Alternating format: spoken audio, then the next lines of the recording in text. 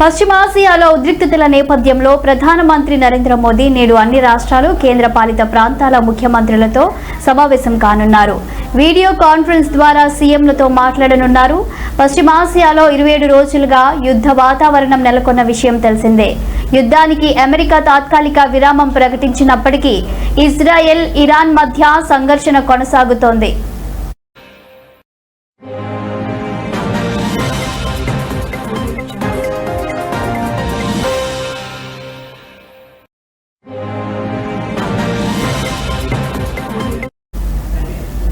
పశ్చిమాసియాలో యుద్ధం కారణంగా ప్రపంచవ్యాప్తంగా నెలకొన్న సంక్లిష్ట పరిస్థితులు దీర్ఘకాలం కొనసాగే అవకాశం ఉందని ప్రధానమంత్రి నరేంద్ర మోదీ అన్నారు. పార్లమెంటు ఉభయ సభలను ఉద్దేశించి ఆయన మాట్లాడుతూ ఇది అందరికీ పరీక్షా సమయమని అన్నారు. సంక్షోభం నుంచి బయటపడటంలో రాష్ట్రాలన్నీ కేంద్రంతో కలిసి టీమిండియాలా పనిచేయాలని పిలుపునిచ్చారు. ఎలాంటి పరిస్థితినైనా ఎదుర్కోవడానికి ప్రజలు సిద్ధంగా ఉండాలని సూచించారు.